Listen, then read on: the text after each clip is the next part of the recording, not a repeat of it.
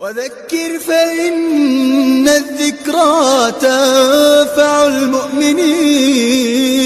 ابھی تک آپ نے مولانا مفتی عبدالقیوم عتیق صاحب مظاہری کے آفیشیل چینل کو سبسکرائب نہیں کیا ہو تو سبسکرائب کر لیں اور بیل آئیکن کو پریس کر دیں تاکہ ہماری ہر نئی ویڈیو کی نوٹیفیکیشن آپ کو جلد سے جلد مل جائے۔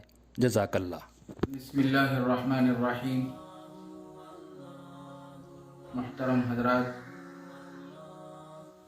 سلسلہ قادریہ کمالیہ کے بزرگوں میں سے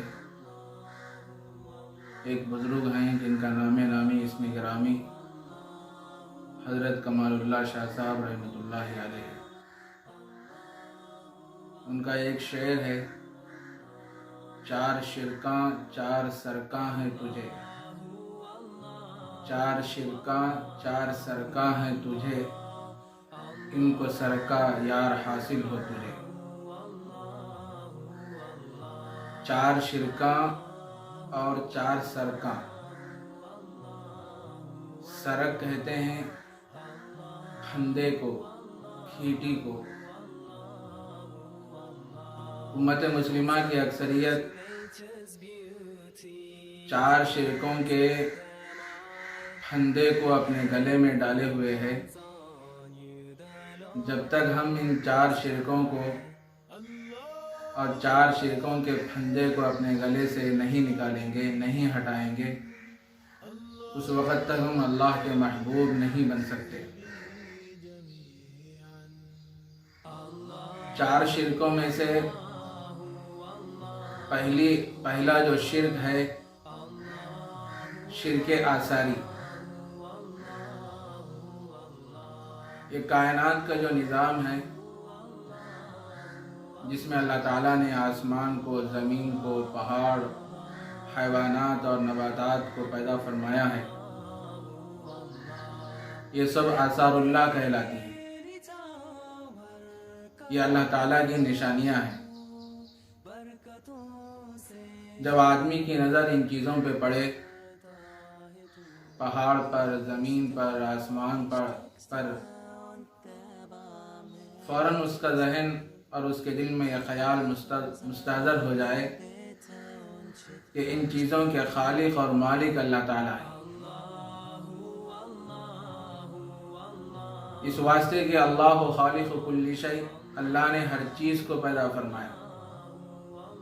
لہ ما فی السماوات وما فی الارض وما بینہما وما تحت الثری، اسی کے لیے ہے جو کچھ آسمانوں میں ہے، زمین میں ہے، اور جو کچھ اس کے درمیان ہے، اور جو زمین کے اندر ہے، سب چیزوں کا خالق مالک اللہ تعالیٰ ہے۔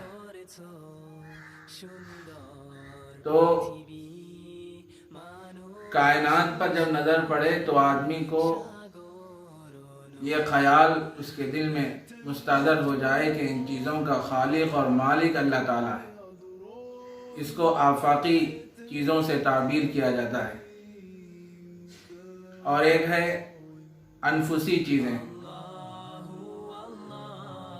اندرونی چیزیں، جیسے ہمارے اعضاء بدنیہ ہیں، جیسے ہاتھ، کان، پیر اور دیگر اعضاء، ان کو انفسی چیزوں سے تعبیر کیا جاتا ہے۔ جس طرح اللہ تعالیٰ آفاقی چیزوں کے خالق اور مالک ہیں، اسی طرح انفسی چیزوں کے بھی خالق اور مالک ہیں۔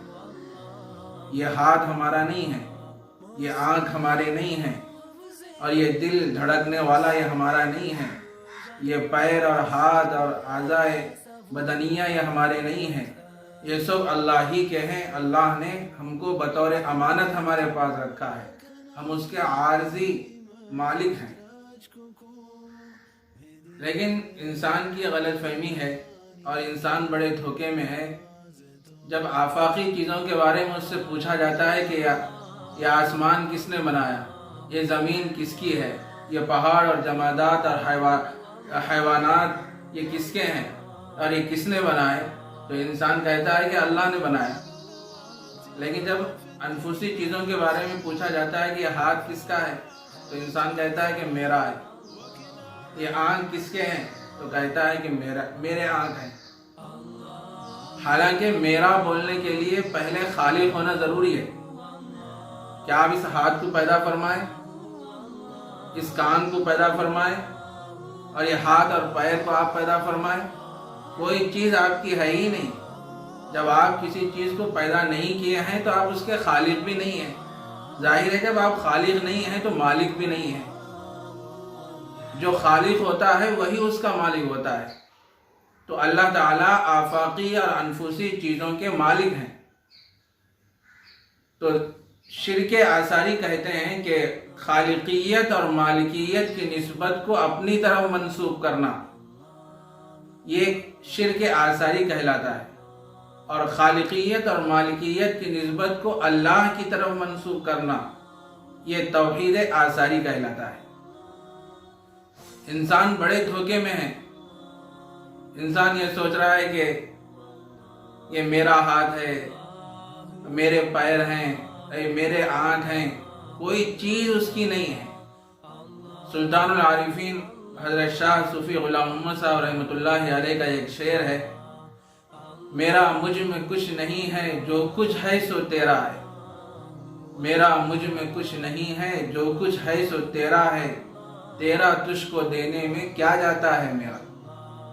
ہماری کوئی چیز نہیں، نہ ہاتھ ہمارا، نہ پیر ہمارے، نہ آنکھ ہمارے، نہ کان ہمارے، نہ دھڑکنے والا دل ہمارا، نہ اعضاء بدنیہ ہمارے، کوئی چیز ہماری نہیں ہے۔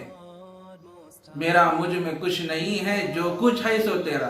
اللہ یہ تیرا ہے، تو نے ہم کو عطا فرمایا ہے، بطور امانت ہمارے پاس رکھا ہے، ہم اس کے عارضی طور پہ مالک ہیں، اور تیرا تجھ کو دینے میں کیا جاتا ہے میرا۔ کلمہ طیبہ کے پہلے جز میں اسی بات کو سمجھایا گیا ہے۔ لا الہ الا اللہ کا مطلب یہ ہے لا خالق الا اللہ، اللہ کے سوا کوئی خالق نہیں ہے۔ لا مالک الا اللہ، اللہ کے سوا کوئی مالک نہیں ہے۔ لا حاکم الا اللہ، اللہ کے سوا کوئی حاکم نہیں ہے۔ لا رب الا اللہ، اللہ کے سوا کوئی رب نہیں ہے۔ لا معبود الا اللہ، اللہ کے سوا کوئی معبود نہیں ہے۔ جب اللہ تعالیٰ ہمارے خالق ہیں تو ہم اس کی مخلوق ہیں، جب اللہ تعالیٰ ہمارے مالک ہیں تو ہم اس کے مملوک ہیں، جب اللہ تعالیٰ ہمارے حاکم ہیں تو ہم اس کے محکوم ہیں، جب اللہ تعالیٰ ہمارے رب ہیں تو ہم اس کے مربوب ہیں، جب اللہ تعالیٰ ہمارے معبود ہیں تو ہم اس کے عابد ہیں۔ ہمارا کام عبادت کرنا ہے، جبیر نیاز کو اللہ کے سامنے جھکانا ہے، یہ ہمارا کام ہے، کوئی چیز ہماری نہیں ہے۔ تو توحید شرک آثاری کہتے ہیں خالقیت اور مالکیت کی نسبت کو اپنی طرف منسوب کرنا، یہ شرک آثاری کہلاتا ہے، اور اللہ کی طرف خالقیت اور مالکیت کی نسبت کو منسوب کرنا یہ توحید آثاری کہلاتا ہے۔ پہلی چیز۔ دوسری چیز ہے، دوسرا شرک ہے شرک افعالی۔ یہ کائنات میں جو کچھ ہو رہا ہے یہ اللہ ہی کے کرنے سے ہو رہا ہے۔ یہ بارشوں کا نظام، یہ دھوپ کا نظام، سورج کا وقت پر طلوع ہونا، وقت پر غروب ہونا، عزت کا دینا، ذلت کا دینا، اور بیماری کا دینا، صحت کا دینا، یہ سب چیزیں اللہ ہی کے کرنے سے ہو رہی ہیں۔ جس طرح اللہ تعالیٰ آثار کے خالق ہیں، آفاق اور انفسی چیزوں کے خالق ہیں، اسی طرح اللہ تعالیٰ ہمارے افعال اور ہمارے اعمال کے بھی خالق ہیں۔ واللہ خلقکم وما تعملون، اللہ تعالیٰ نے تم کو بھی پیدا کیا اور جو کچھ تم کر رہے ہو اس کو بھی اللہ نے پیدا کیا۔ تو معلوم ہوا کہ اللہ تعالیٰ ہمارے افعال کے اور ہمارے اعمال کے بھی خالق ہیں۔ افعال کی نسبت کو اپنی طرف منسوب کرنا کہ میرے کرنے سے ہو رہا ہے، اس کو کہتے ہیں شرک افعالی، اور اللہ کی طرف منسوب کرنا اس کو کہتے ہیں توحید افعالی۔ کائنات میں جو کچھ ہو رہا ہے یہ اللہ ہی کے کرنے سے ہو رہا ہے۔ دو ہو گئے۔ تیسرا ہے شرک فی الذات، فی الصفات۔ اللہ تعالیٰ کے کچھ صفات ہیں، جیسے حیات ہے، علم ہے، ارادہ، قدرت، سماعت، بصارت، کلام، یہ اللہ تعالیٰ کی صفات کاملہ ہیں۔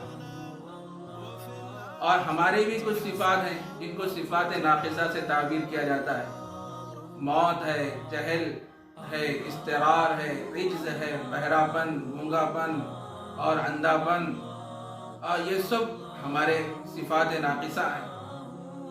تو کوئی آدمی اللہ تعالیٰ کے صفات کاملہ کو اپنی طرف منسوخ کرتا ہے، اس کو شرک فی الصفات کہتے ہیں۔ جیسے کوئی آدمی یہ سمجھتا ہے کہ میں زندہ ہوں، میں سننے والا ہوں، میں دیکھنے والا ہوں، میں بولنے والا ہوں، میرے اندر قدرت ہے، طاقت ہے، میں جو چاہے کر سکتا ہوں، یہ ہے اصل میں شرک فی الصفات۔ دیکھنے والی ذات اللہ کی ہے، سننے والی ذات اللہ کی ہے، قدرت رکھنے والی ذات اللہ کی ہے، اور طاقت رکھنے والی ذات اللہ کی ہے۔ اللہ میں علم ہے، قدرت ہے، سماعت ہے، بصارت ہے، کلام ہے، اور سب کچھ اللہ کی ذات میں ہے۔ اور کوئی شخص اللہ کے صفات کو اپنی طرف منسوخ کرتا ہے تو اس کو شرک فی الصفات کہتے ہیں۔ ہم از خود زندہ نہیں ہیں، اللہ نے اپنی قدرت سے ہم کو پیدا کیا تو ہم زندہ ہوئے۔ یہ حیات ہماری نہیں ہے، یہ اللہ ہی کی عطا کردہ حیات ہے، زندگی ہے۔ ہماری پہلی حالت تو کیا ہے؟ مردہ ہے، ہم مردہ تھے۔ وَكُنْتُمْ أَمْوَاتًا فَأَحْيَاكُمْ ثُمَّ يُمِيتُكُمْ ثُمَّ يُحْيِيكُمْ ثُمَّ إِلَيْهِ تُرْجَعُونَ۔ ارے تم تو مردہ تھے، اللہ نے تم کو زندگی بخشی، پھر تم اسی کی طرف لوٹ کر جاؤ گے۔ ہماری پہلی حالت تو مردہ ہے، ہم مردہ تھے، لیکن اللہ نے زندگی بخشی اور قیمتی اعضاء انسان کے اندر اللہ نے لگا دیے، ہاتھ لگا دیے، پیر لگا دیے، کان لگا دیے، دل لگا دیے، اور انسان یہ سوچتا ہے کہ میں جانتا ہوں، میں دیکھتا ہوں، میں سنتا ہوں، میں بولتا ہوں۔ انسان خود سے بول نہیں سکتا بلکہ اس سے کہلوایا جاتا ہے۔ انسان خود سن نہیں سکتا، جب اللہ تبارک و تعالیٰ سننے کی صلاحیت دیتے ہیں تو وہ سنتا ہے، اور انسان خود دیکھ نہیں سکتا، جب اللہ تبارک و تعالیٰ بصارت دیتے ہیں تو وہ دیکھتا ہے۔ اسی طرح انسان اپنے آپ کو عالم سمجھتا ہے، وہ عالم نہیں ہے۔ انسان ذاتاً جاہل ہے، اس کے اندر جہل ہے، لیکن اپنے آپ کو عالم سمجھ رہا۔ قرآن مجید میں اللہ تعالیٰ نے ارشاد فرمایا وَاللَّهُ أَخْرَجَكُم مِّن بُطُونِ أُمَّهَاتِكُمْ لَا تَعْلَمُونَ شَيْئًا۔ اللہ نے تم کو تمہاری ماں کے پیٹ سے اس حالت میں نکالا کہ تم کچھ بھی نہیں جانتے۔ تو ہماری اصلی حالت تو جہل ہے۔ یہ اللہ کی قدرت ہے کہ اللہ نے ہم کو علم عطا فرمایا، یہ ہمارا حقیقی نہیں ہے، یہ اللہ ہی کا عطا کردہ یہ علم ہے۔ تو بہرحال تو شرک فی الصفات کہتے ہیں، اللہ کے صفات کاملہ کو اپنی طرف منسوخ کرنا، یہ شرک فی الصفات کہلاتا ہے، اور اللہ تعالیٰ کی صفات کاملہ کو اللہ کی طرف منسوخ کرنا، یہ توحید فی الصفات کہلاتا ہے۔ اور ایک چیز ہے شرک فی الذات۔ اس کائنات میں جو کچھ ہو رہا ہے وہ اللہ ہی کے کرنے سے ہو رہا ہے، اور وہ اللہ تعالیٰ اتنے طاقت والے اور غلبے والے ہیں، وہ جو چاہے کر سکتے ہیں۔ فعال لما یرید، اللہ تعالیٰ کی قدرت اور طاقت یہ ہے، اللہ جو چاہے وہ کر سکتے ہیں۔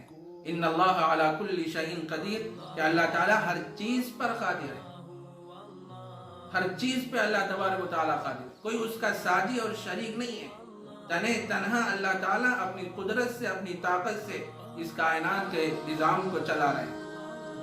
وقت پر بارشوں کا ہونا، یہ پہاڑوں کا، سمندروں کا، پانی کا یہ نظام ہے، اور بہت سے جو کائنات کے اندر جو نظام چل رہے ہیں، یہ تنہا اللہ تبارک و تعالیٰ اپنی قدرت سے چلا رہے ہیں، کوئی اس کا ساجی اور شریک نہیں۔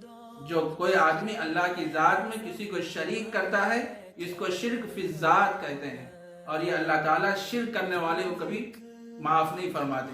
ان اللہ لا یغفر ان یشرک بہ ویغفر ما دون ذلک لمن یشاء۔ اللہ تعالیٰ شرک کے علاوہ سارے گناہوں کو معاف فرما دیتے ہیں، لیکن شرک کو کبھی معاف نہیں فرماتے۔ تو آدمی کے دل میں ہمیشہ یہ خیال مستحضر رہنا، جو کچھ ہو رہا ہے اور جو کچھ ہوگا یہ سب اللہ ہی کے کرنے سے ہوگا، اور تنہا اللہ تبارک و تعالیٰ اپنی قدرت سے کر رہے ہیں۔ اللہ تعالیٰ لیس کمثلہ شیء، اللہ تعالیٰ کے جیسا کوئی نہیں ہے، اللہ تعالیٰ کو کوئی شکل نہیں ہے، اللہ تعالیٰ کا کوئی جسم نہیں ہے، کوئی صورت نہیں ہے، اور جسم سے، شکل سے، صورت سے اللہ تعالیٰ کی ذات منزہ اور پاک ہے، اور تنے تنہا اللہ تعالیٰ اس کائنات کے نظام کو چلا رہے ہیں۔ تو ہمیشہ یہ خیال دل میں مستحضر رہنا، جو کچھ ہو رہا ہے اللہ ہی کے کرنے سے ہو رہا ہے۔ اگر کوئی آدمی اللہ کی ذات میں کسی کو شریک کرتا ہے اور یہ سمجھتا ہے کہ اللہ کے علاوہ بھی کوئی کر رہا ہے، یہ ہے شرک بالذات۔ تو اور اللہ کی طرف منسوب کرنا اور یہ سمجھنا کہ جو کچھ ہو رہا ہے وہ اللہ ہی کے کرنے سے ہو رہا ہے، یہ ہے توحید فی الذات۔ تو یہ جو 4 شرکیں ہیں، توحید ہے، شرک آثاری، شرک افعالی، شرک صفاتی اور شرک فی الذات، یہ 4 شرکوں سے اللہ تعالی ہم سب کو بچنے کی توفیق عطا فرمائے، اور اللہ تعالیٰ کی محبت اور اللہ تعالیٰ کی معرفت ہمارے دل میں آئے۔ اللہ ہم سب کو عمل کی توفیق عطا فرمائے۔ وآخر دعوانا الحمدللہ۔